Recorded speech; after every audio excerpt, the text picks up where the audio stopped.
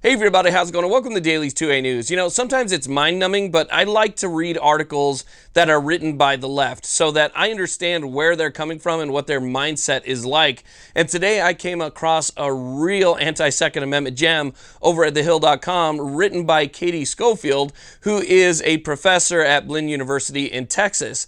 And before we get started with the video, I want to read you one of the paragraphs that she wrote here so that you guys have some context and what we're going to be talking about here. This is probably one of the most narrow-minded Second Amendment articles I've ever read, and she's actually somebody who is a constitutional scholar. So let's go ahead and read this real quick, where she writes, in contrast to the First Amendment she's talking about, in contrast, the Second Amendment has historically been a tool of the oppressors rather than the oppressed. It is time to let go of the myth that the Second Amendment is an effective tool for protecting our individual liberties. Let's talk about this article.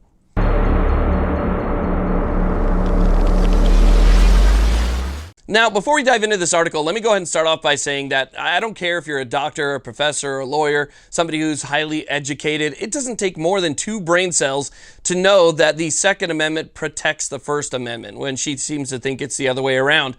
The Second Amendment is there to protect all other rights in our Bill of Rights. Without the Second Amendment, there's nothing to stop tyranny from simply erasing the Constitution altogether. You would be practicing your First Amendment right, if you did not have a Second Amendment right, at the will of the people in power. And if those people in power decided that you didn't need to have a First Amendment right anymore, it would take absolutely nothing for them to just wipe it away and clear the streets. Okay, the Second Amendment protects all of our other rights, and that's just common sense. I think a majority of people across the country can see that very easily, and that's kind of the definition of common sense. It's a common understanding. So let me go ahead and read to you guys a little bit more here so you guys have an understanding of exactly what we're battling. So when we talk about court cases, we talk about these lawyers that are fighting against us when it comes to these Second Amendment cases, these gun control advocates and stuff. It's good to understand exactly how they think. So she's basically talking about these lockdowns and armed protests like in the Michigan State Capitol and stuff like that. And this is kind of where she implies that the Second Amendment actually infringes on people's First Amendment rights, other than the way it actually is, which is how I just described. So she writes, after President Trump made an announcement, she writes, less than 2 weeks later, armed anti-lockdown protesters descended on Michigan's State House in response, some state legislators wore bulletproof vests, and the state legislative session ended early.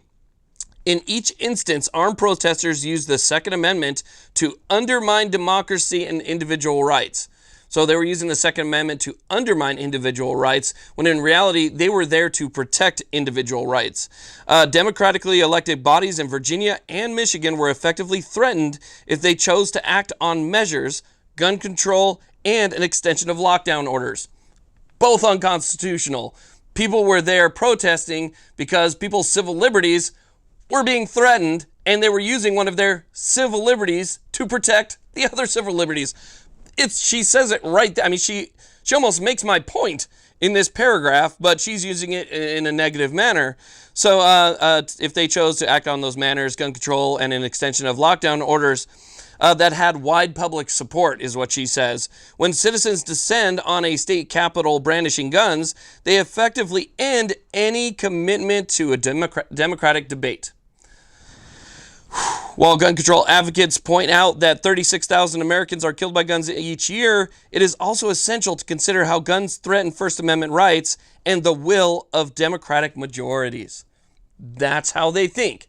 That's why it's important to read these things so that you guys understand this is who we're up against, and that is her actual thought process. She sees the Second Amendment as a tool that will undermine the democratic process. Well, guess what, lady? The democratic process needs to be undermined if it goes against the civil liberties of the people.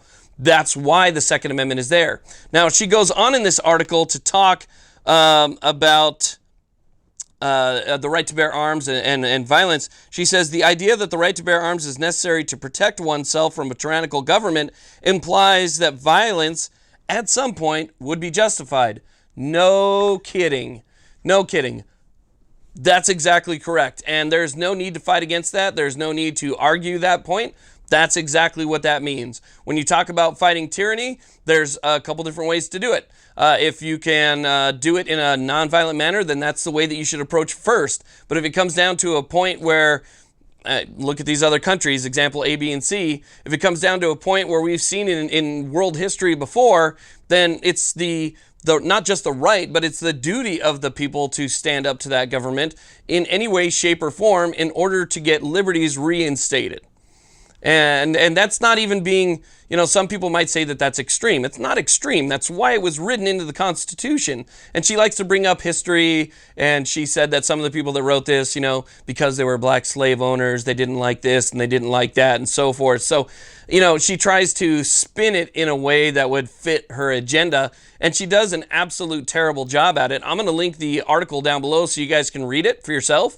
You can see exactly what she says through the whole thing, because I don't need to read the entire thing to you. It is pretty much just nonsense, and it scrambles your brain up a little bit. But that's how the left thinks, and it's important to read these articles so that you understand who you're arguing against and what they're arguing for. So you can see she wants us to rethink the myth of the Second Amendment, and she thinks that the First Amendment